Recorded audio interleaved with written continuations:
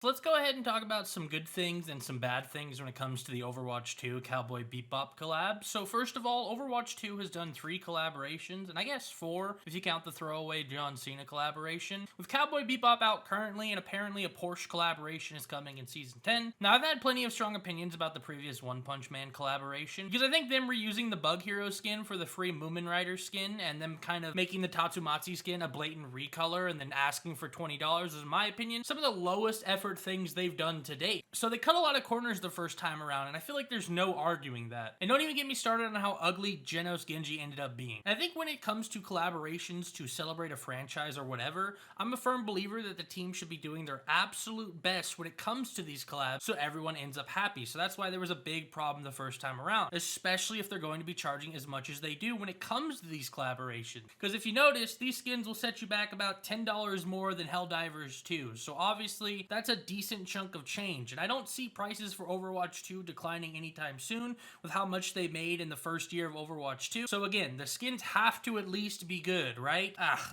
One of the worst offenses when it came to their collaborations that not enough people talked about was the Gentle Monster designer group that they collabed with, where they took the EDM Diva skin and recolored it so the promo art ended up looking like this, and then the Diva skin that we actually got looked like this. And you can kind of see where I'm going with this. The Cowboy Bebop collab had everyone hyped because the teaser animation looked really cool and had everyone looking like this, and then when the skins came out, they looked like this. So I feel like you can kind of see a problematic pattern, right? And to be fair, I don't really hate most of these skins. I think they're pretty decent, but one of my biggest complaints when it came to the One Punch Man skins being so bad and lazy the first time around was the excuse that they wanted it to be like the characters were cosplaying, to not lose a character's identity and silhouette. And I knew that was BS when I first heard it, because since then there's been a couple of skins that have arguably stretched that line a bit with altering how a character sounds and looks pretty drastically. And then you look at the Ash, Faye, and Jet Malga skin, and those are as close as you'll get to a one-to-one skin. And then they removed one of the biggest things McCree as a character has,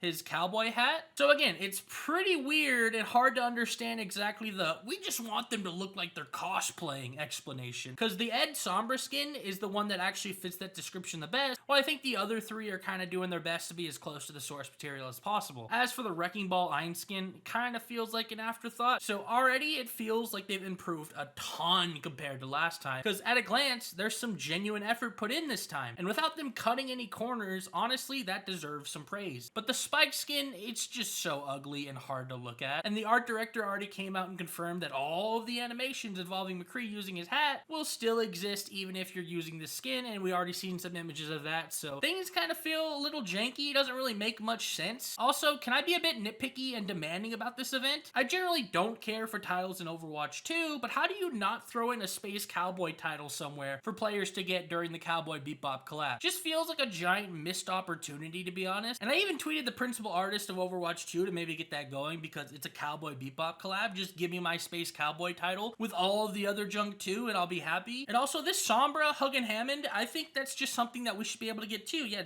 I want that, give me that. Anyways, moving on, the internet has already ripped this skin to shreds, saying things like this or posting things like that. And one of my favorite ones that I've been seeing all over the place is "that's not Spike Spiegel, that's Spork Spencer," or something along those lines. So hopefully the team can tweak it up and polish it a bit, like everyone's kind of hoping for. Maybe give us hat customizations when it comes to this skin. But I'm kind of a doubter. If they couldn't go back and actually give Kiriko an actual Tatsu themed dress, or Soldier an actual outfit, I doubt they'll polish this up, but who knows. It's hard to imagine where the developers actually get time to just slow things down and fix things up before or even after a release, since they're constantly working on what's coming next and what's coming next and what's coming next. Players just kind of get content shoveled out to them, and who knows if or how long it'll take to actually get fixed, because they're constantly going on to the next thing. So that's my thoughts with the Overwatch 2 collaboration. Some good, some bad. I think it's a way better experience than the One Punch Man. We all know the Spike skin needs a ton of work. But what do you guys think about the collaborations in Overwatch 2 so far?